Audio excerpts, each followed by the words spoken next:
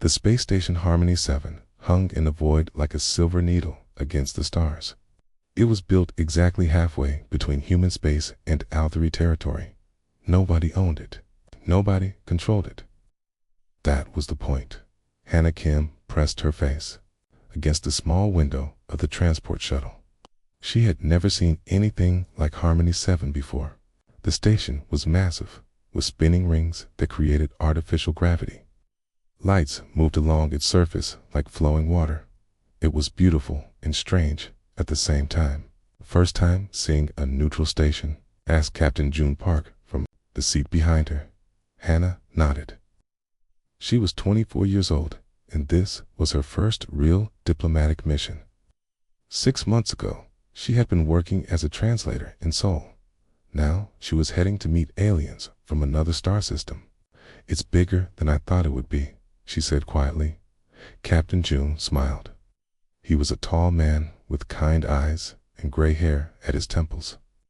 He had been in the Earth Defense Force for 15 years before becoming a security chief for the diplomatic corps. "Wait until you see the Althery," he said. "They make the station look small." Hannah had studied everything she could about the Althery Empire. They were nearly 3 meters tall, with skin that looked like polished stone. Their faces were angular and sharp, almost like they were carved from crystal. They had been traveling between stars for over 1,000 years while humans were still learning to make fire. The shuttle docked with a soft bump. Ambassador Chen stood up from his seat in the front of the cabin. He was a serious man in his 50s who had spent his whole career preparing for this moment. "Remember," he said to the team, "this is humanity's first formal contact with the Alvear Empire. Everything we do here will be remembered for generations. We represent not just our governments, but our entire species." Dr. Min Lee adjusted her. Tabitha nodded. She was the team's xenobiologist and had spent years studying what little information they had about Althery culture. She was nervous, but excited. "Okay, the Althery have very specific ideas about hierarchy and strength," Dr. Min said. "They respect directness, but they also value patience. Try not to take anything personally." Hannah checked her notes one more time. As the junior member of the team, her job was mostly to observe and take detailed records. She was good at languages and had a talent for noticing small details that others missed. The airlock opened with a hiss. The corridor beyond was huge, with ceilings that disappeared into shadow above them. Everything was built to Althery scale. Hannah felt like a child walking through a house made for giants. Their footsteps echoed as they walked toward the meeting chamber. The artificial gravity felt different here, lighter than Earth normal, but still comfortable. The air smelled clean and metallic. "Stay close," Captain June whispered. "And remember, we're guests here." The meeting chamber was enormous. The ceiling was at least 10 meters high, supported by columns that twisted like DNA helixes. The walls were covered in what looked like living crystal that pulsed with soft light. At the far end of the room stood 3 figures that made Hannah's breath catch in her throat. The Althery were even more impressive in person than in the photos. Their leader was nearly 3 meters tall, with skin that shifted between blue and silver depending on the light. His face was all sharp angles, and his eyes were like chips of ice. When he moved, it was with perfect grace, despite his size. "I am Sova Telthik, High Negotiator for the Althery Empire," he said. His voice was deep and musical, like stones falling into still water. "You are the representatives of the human species." It was not a question. Ambassador Chen stepped forward and bowed slightly. "I am Ambassador Chen of the United Earth Diplomatic Corps. This is Dr. Min Lee, our cultural specialist, Captain June Park, our security chief, and Hannah Kim, our attach." Sova Telthik's eyes moved over each of them like he was examining insects. When his gaze reached Hannah, She felt a chill run down her spine. She kept her expression neutral and bowed politely. Deathworlders, said the Aldari to Sava's left. This one was even larger, with more muscle and scars across his crystalline skin. From Earth, the savage planet. This is Crix, my guardian, Sova said without emotion. He speaks truth. Your world is known to us as a place of violence and death. Your species has survived by becoming as brutal as your environment. Hannah felt Captain June tense beside her, but he said nothing. We have come here to discuss peaceful relations between our peoples, Ambassador Chen said carefully. We believe there is much we can learn from each other. Sova made a sound that might have been laughter. Learn? What could the Aldari Empire learn from Deathworlders? You have barely left your home system. You still fight wars among yourselves. Your planet is filled with creatures that exist only to kill and be killed. Dr. Min stepped forward. Our world has shaped us, yes, but it has also taught us to adapt and survive. We have learned to work together despite our differences. Survival is not the same as civilization, Sova replied. A virus survives. A parasite adapts. These are not virtues. A third Aldari, who had been silent until now, finally spoke. Tell us, Deathworlders, what is the gravity of your world? 9.8 meters per second squared, Dr. Min answered. And the oxygen content of your atmosphere? 21%. The temperature range where you can survive without protection. Dr. Min hesitated. From about -42 plus 50 degrees Celsius. All three Aldari made the same sound, like wind through broken glass. Anna realized they were laughing. Incredible, Sova said. You live in crushing gravity, breathe poisonous gas, and survive in temperatures that would kill most civilized species. And you call this normal? Is normal, Captain June said quietly. For us, yes, Sova agreed. That is exactly the problem. Hannah sat down at the small table provided for the human delegation and opened her notebook. She began to write, recording everything she saw and heard. But more than that, she began to watch. She watched how Sova stood, with his weight slightly forward, ready to move. She watched how Crix's eyes never stopped scanning the room for threats that did not exist. She watched how the third Aldari kept his hands where they could reach hidden weapons. The Aldari were afraid. They were trying to hide it behind arrogance and insults. But Hannah could see the truth. Okay? They were afraid of the humans, and that fear was making them aggressive. She said nothing. She just watched and wrote and waited. The real negotiations had not even begun yet. The next morning, the formal negotiations began in earnest. The meeting room had been arranged with 2 long tables facing each other. The Aldari sat on one side, the humans on the other. Between them was a wide space that felt more like a battlefield than a diplomatic zone. Ambassador Chen placed a small device on the table that projected a holographic image of Earth.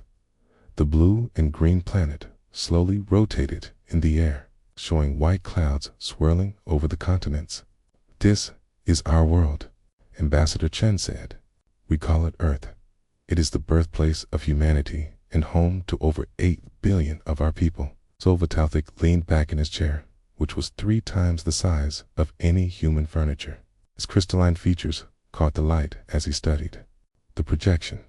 Tell us about this world, he said. It's what makes it so dangerous that it created a species like yours. Dr. Min activated her tablet, and the projection changed to show different regions of Earth. Our planet has diverse ecosystems. We have forests, deserts, oceans, mountains, and polar regions. Each environment has its own challenges. Challenges, repeated the third Aldari, whose name they had learned was Vaxahile. What kind of challenges? Dr. Min said. Our oceans contain creatures that can grow to over 30 meters in length. Some of them hunt in groups using sophisticated strategies. The 3 Aldari exchanged glances. Crix made a low sound in his throat. You mean, Your world has apex predators that are larger than most spaceships. Sova asked. We call them whales. Dr. Min said. Most of them eat very small organisms called krill. They are actually quite gentle. Gentle. Vexahol repeated the word like it tasted bad. What about the dangerous ones? Dr. Min hesitated. We have great white sharks that can grow to 6 meters long. They have rows of razor-sharp teeth and can bite with the force of nearly 2 tons per square centimeter.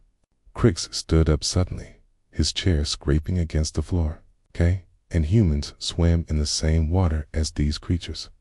Sometimes, Captain June said calmly, with proper precautions. Proper precautions, Sova said slowly. What constitutes proper precautions when sharing an environment with such monsters? We avoid areas where they hunt, Dr. Min explained. We use metal cages for observation. We study their behavior patterns to predict their movements. You studied them, Vexahol said. You deliberately get close to these killing machines to learn about them. Knowledge is the best defense, Ambassador Chen said. Understanding our environment has allowed us to thrive despite its dangers. Hannah continued taking notes, but she was also listening to the tone of the conversation. The Althari were not just curious about Earth's dangers, okay, they were horrified by them. Every new piece of information seemed to confirm their worst fears about humanity. Tell us about your land predators, Sova demanded. Dr. Min changed the projection to show a pride of lions. The big cats moved across the African savanna with fluid grace, their muscles rippling under tawny fur. These are lions, she said. They hunt in coordinated groups called prides. They can run at speeds of up to 80 kilometers per hour and have powerful jaws capable of crushing bone. And where do humans live in relation to these creatures? Crix asked. We share the same continent, Dr. Min admitted. But human settlements are typically separated from lion territories by considerable distances. Typically, Sova noted. But not always. Sometimes there are conflicts, Captain June said.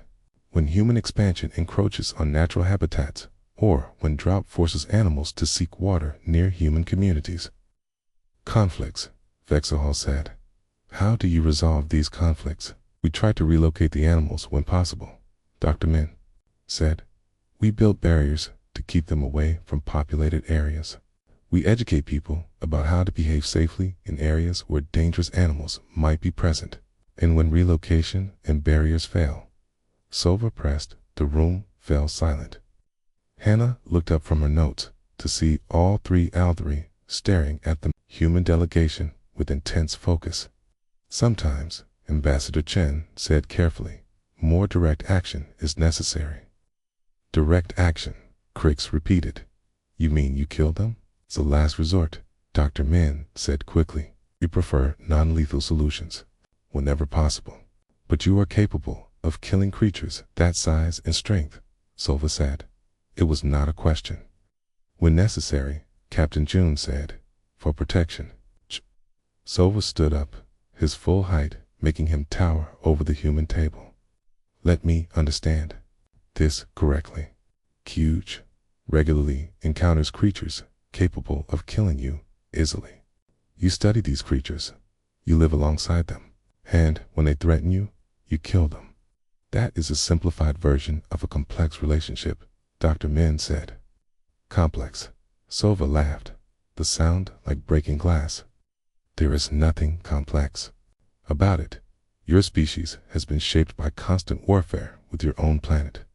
You have been forced to become killers simply to survive. Okay? We are not killers, Ambassador Chen said firmly. We are survivors. Sex, Hole asked. You admit that you kill when threatened.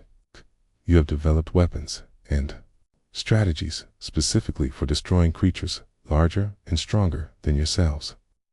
You call this survival, but it is simply refined violence. Hannah stopped writing and looked up at the Althari delegation. Something in their body language had changed. They were no longer just disgusted by human savagery.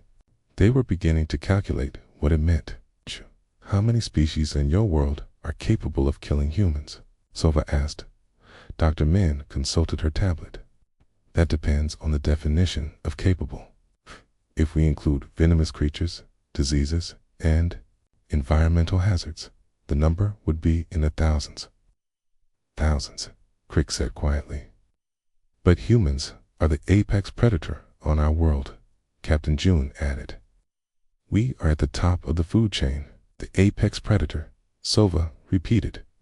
On a world with thousands of species capable of killing you, humans have fought their way to the top of the food chain through intelligence and cooperation, Dr. Min said. Not just violence. Intelligence applied to violence, Vexaho corrected. Cooperation in the service of killing. You speak of these things as if they are noble, but they are the tools of apex predators everywhere. Hannah realized that the Althri were not just learning about Earth, they were learning about humans. And what they were learning was frightening them more with each passing minute. Perhaps, Ambassador Chen said, we should discuss what the Althri Empire can offer humanity in terms of technology and knowledge. Perhaps, Sova said, we should first discuss whether the galaxy is ready for a species of Deathworld apex predators to expand beyond their home system. The temperature in the room seemed to drop several degrees. Hannah felt Captain June's hand rest casually near his sidearm. The negotiations had just taken a very dangerous turn. The third day of negotiations began with a different atmosphere. The Althri had spent the night discussing what they had learned about humanity, and their conclusions were not favorable. When the human delegation entered the meeting room, they found the three Althri standing rather than sitting, their postures rigid and formal. Sova Teltic did not offer the usual greeting. Instead, he activated a holographic projector of his own. Images filled the air above the table, showing human military vessels, weapons, and battle scenes from Earth's history. We have been researching your species more thoroughly, Sova announced. What we have discovered is deeply troubling. Ambassador Chen remained calm, but Hannah could see the tension in his shoulders. What exactly troubles you about our history? Your entire development as a species has been driven by warfare, Vexel said, gesturing to the images. You have fought constantly, not just against your environment, but against each other, okay? These weapons, these strategies, these military formations, they represent thousands of years of refined killing. The hologram shifted to show medieval battles, then World War footage, then modern military exercises. Each image was more sophisticated than the last, showing humanity's evolution in the art of war. Every civilization has conflicts in its past, Dr. Min said carefully. It is part of the learning process. Learning process, Crix laughed. But there was no humor in it. You call genocide a learning process. You call the systematic destruction of entire cities educational. We have moved beyond those dark chapters, Ambassador Chen said. Humanity has learned to resolve conflicts through diplomacy. Have you? Sova asked. He waved his hand, and the hologram changed again, showing recent images of human military installations, space defense platforms, and warships. Then why do you still maintain such extensive military forces? For defense, Captain June said. We live in an uncertain galaxy. Defense, Sova repeated, or expansion. These vessels are not designed for protection. They are designed for projection of force across interstellar distances. Hannah looked at the images floating above them. She had to admit, they looked intimidating from an outsider's perspective.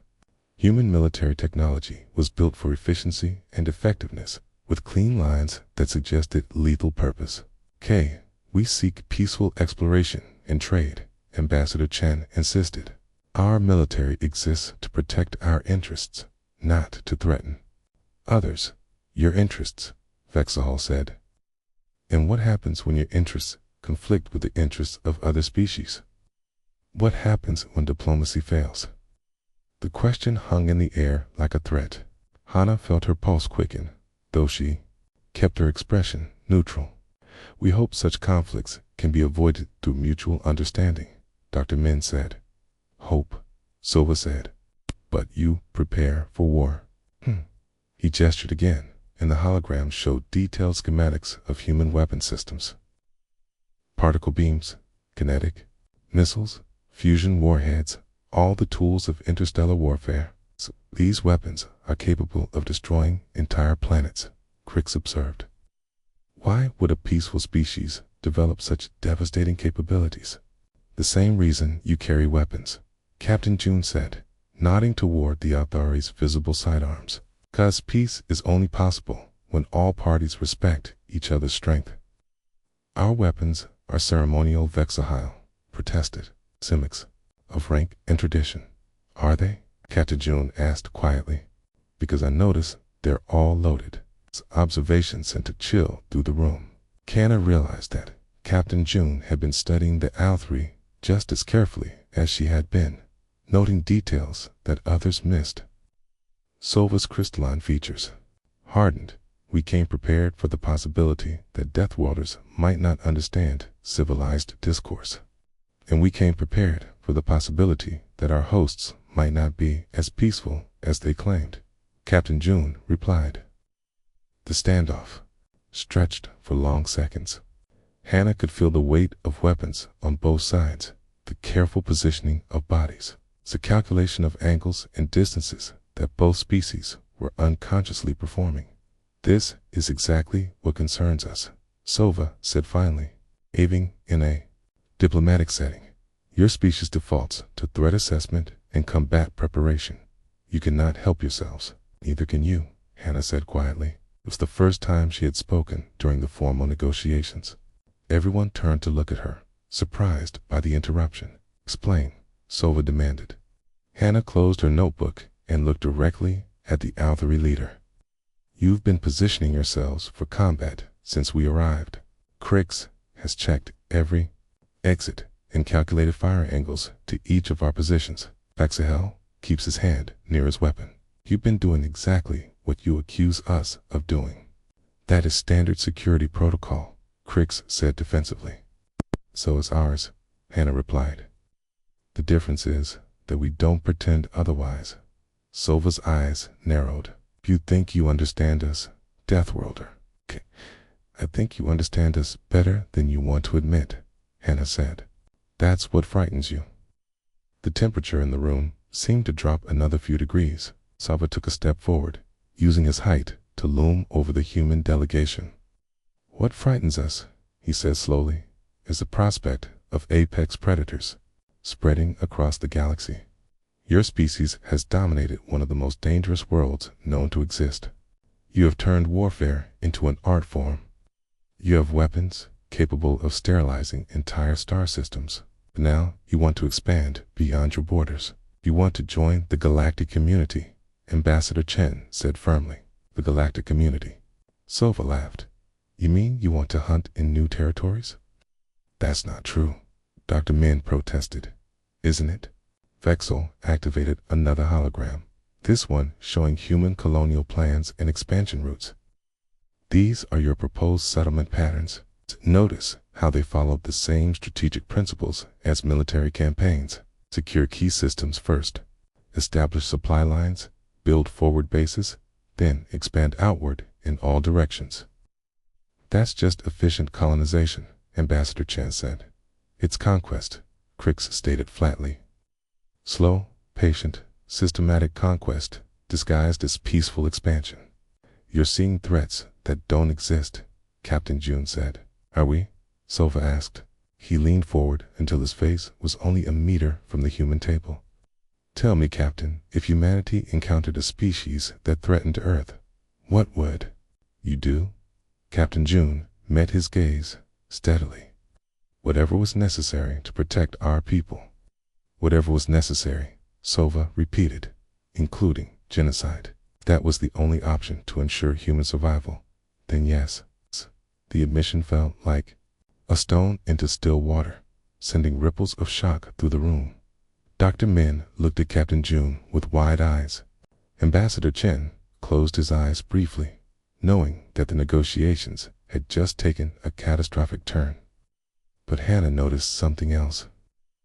She saw the way Crix's hand moved closer to his weapon, saw how Vexahol shifted his weight forward. She saw the micro-expressions that crossed Silva's face. The Althari had been hoping for a different answer.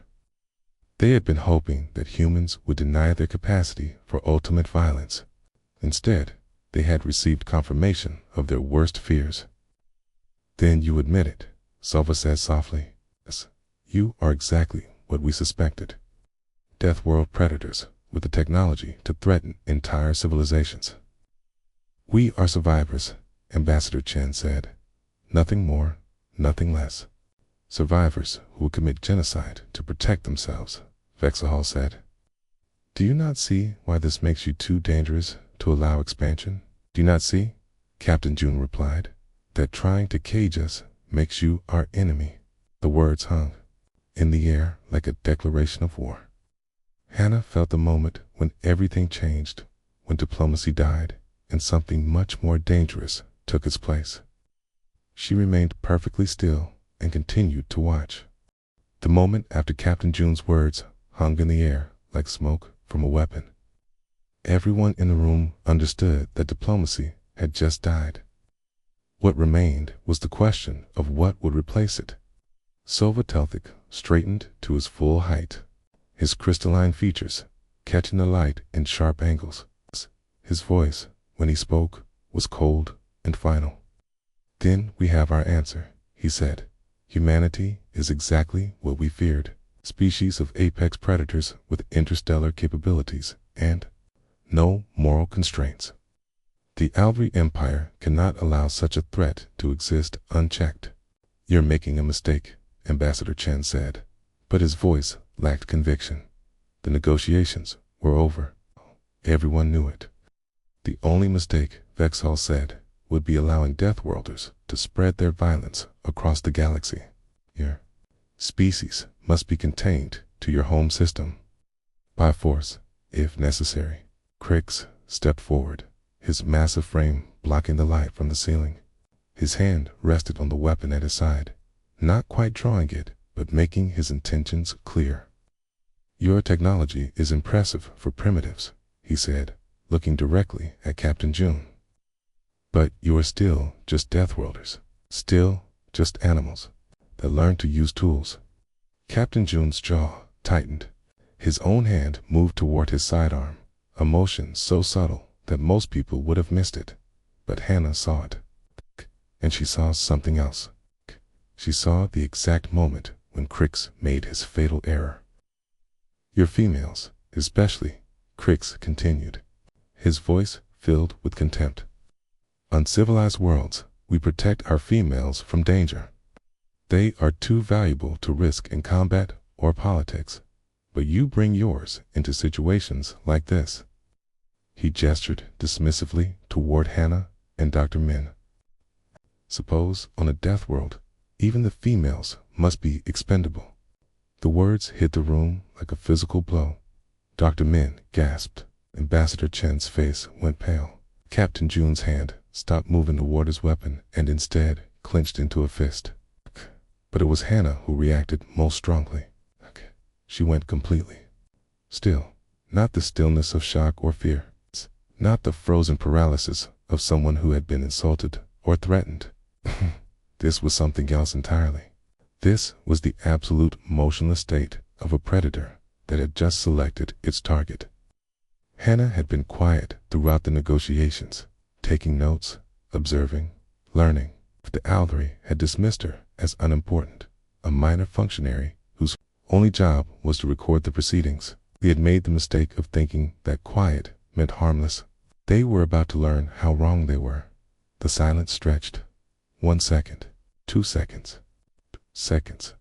Crix began to feel something he had never experienced before in his enhanced life. His genetically modified reflexes, designed to detect threats and respond to danger, began sending signals to his brain. Signals that made no sense. 4 seconds, 5 seconds, 6 seconds. The human female had not moved.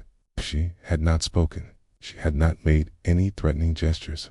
She was simply sitting at her small table, perfectly still, looking at him with calm, dark eyes. So why did every instinct he possessed tell him he was in mortal danger? 7 seconds. 8 seconds. 9 seconds. Vexel noticed it too. It's the way the air in the room seemed to thicken. The way his own breathing became shallow and careful.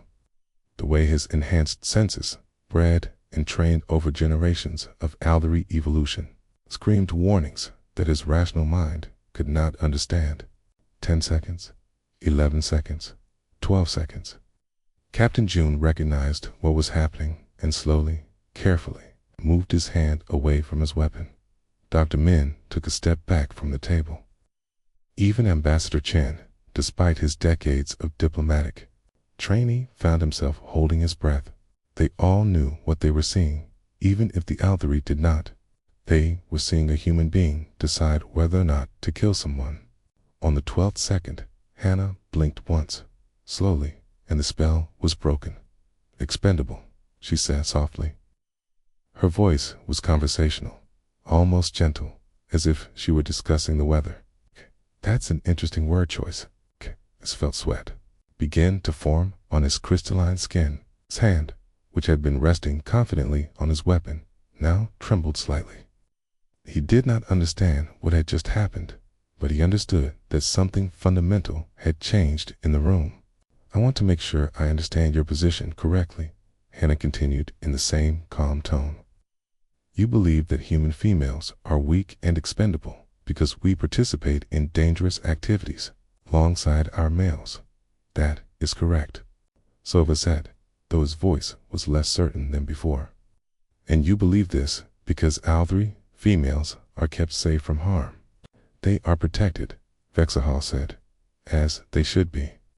"I see," Hannah said. She opened her notebook and made a small mark on the page.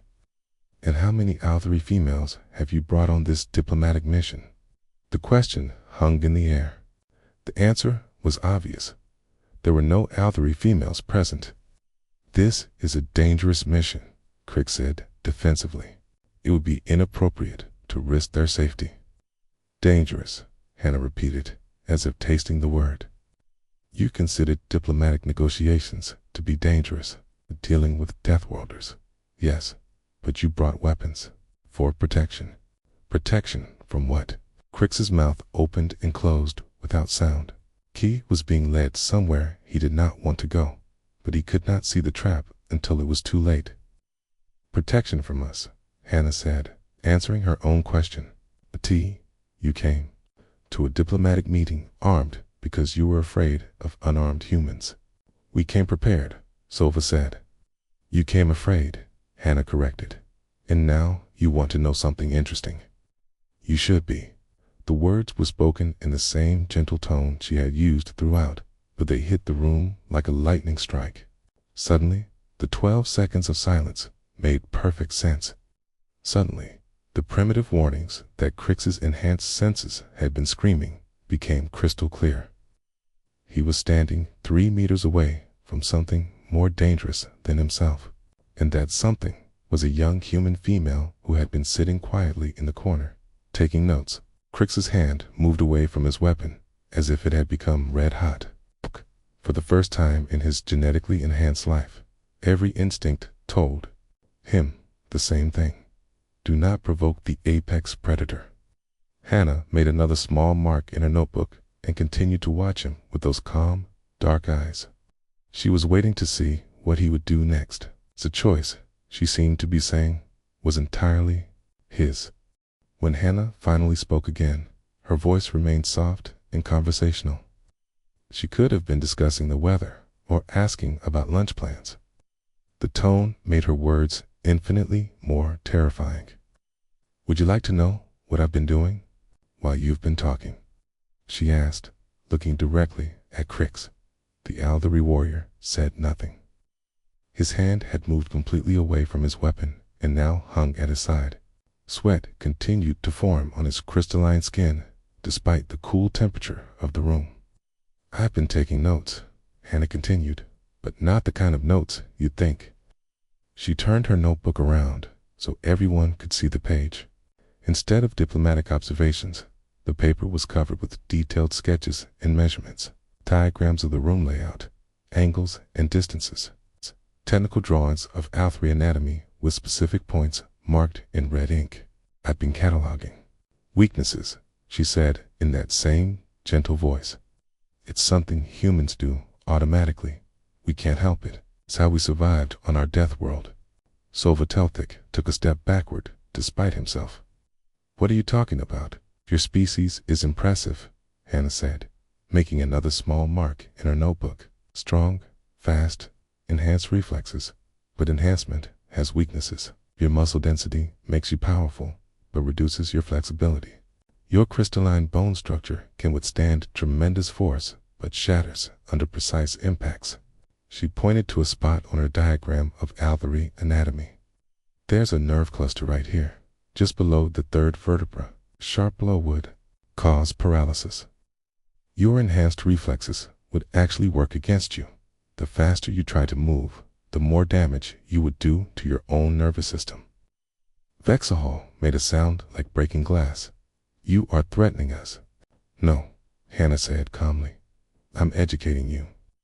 There's a difference.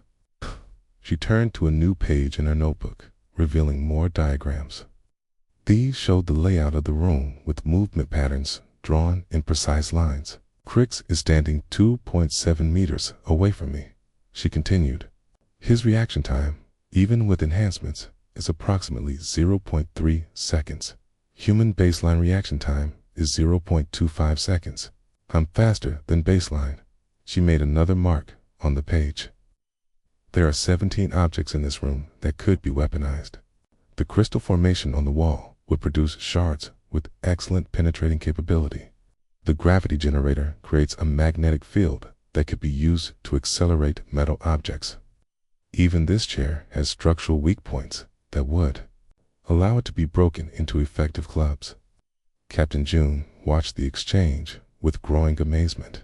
He had known Hannah was intelligent and observant, but this was something else entirely. This was the mind of a predator laid bare for all to see.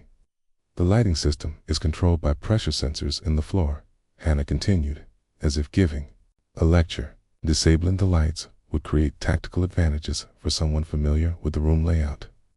The ventilation system could be used to introduce foreign substances or simply to move unseen between sections. Sova found his voice. This is madness. You speak of violence as if it were science. It is science, Hannah replied. Applied physics, biology, psychology. Every human learns these calculations. We have to. Our world taught us that anything can become a weapon and anyone can become a threat. She closed the notebook and set it on the table. But here's what. You really need to understand. I've been doing these calculations unconsciously for the past 3 days. Not because I wanted to hurt you, but because it's how human minds work. We assess threats automatically. Can't what? Crix asked, his voice barely above a whisper. Do your assessments tell you about us? Hannah tilted her head slightly, considering the question. You're afraid. You've been afraid since we arrived. Your weapons aren't for offense. They're for comfort. You carry them because being armed makes you feel safer. We are Althry, Vexahol said weakly. We do not fear Deathworlders. Your pupils are dilated, Hannah observed. Your breathing is shallow. Your skin temperature has increased by several degrees. Your species might not have words for what you're feeling, but your bodies know fear when they experience it. She stood up slowly, her movements fluid and controlled. All 3 Althry took a step backward. The interesting thing, Hannah said, is that your fear is justified. Humans are dangerous. We are apex predators from a world that tried to kill us every single day. We think about violence the way you think about breathing, constantly, automatically, without conscious effort. Ambassador Chen started to speak, but Hannah held up a hand to stop him. But, she continued, being capable of violence and being violent are not the same thing. Humans learned something on our death world that your species never had to learn. We learned restraint. She took a step toward the Althery delegation. None of them moved to meet her approach. Every human in this room could kill you, she said simply. We've all been thinking about how to do it since we arrived. But we haven't done it. Do you know why? 'Cause you want something from us, Sova said. No, Hannah replied. 'Cause we choose not to. That's what makes us different from the predators. On our world, you can choose when to be dangerous and when to be safe. She stopped walking and stood perfectly still again. But this time, the stillness felt different. It's not threatening, but peaceful. Your empire wants to cage us because you think we're too dangerous to be free, she said. But you're looking at it backwards. So we're not dangerous because we're free. We're free because we learned to control our danger. Crick stared at her for a long moment. Okay? Then, slowly, he reached for his weapon. Not to draw it, but to remove it entirely. He placed the gun on the table between them and stepped back. I yield, he said quietly. I acknowledge the superior predator. Vexahol and Sova looked at their guardian in shock, but they could not argue with what they had witnessed. Crix was the apex warrior of their species, genetically enhanced and trained from birth for combat. If he recognized Hannah as a superior threat, then the implications were clear. Hannah looked at the weapon on the table, then back at Crix. Thank you, she said, but I'm not your superior. I'm your equal. That's what we've been trying to tell you. She returned to her seat and picked up her pen. Now, shall we discuss how our species can work together instead of planning how to destroy each other? The silence that followed was different from the one 12 seconds earlier. This time, it was filled with possibility instead of threat. Sova Telthik slowly took his seat. His voice, when he spoke, carried a new tone of respect. Perhaps, he said, we have misunderstood what it means to be an apex predator. Perhaps, Hannah agreed, making a note in her book. You have? The real negotiations were finally about to begin.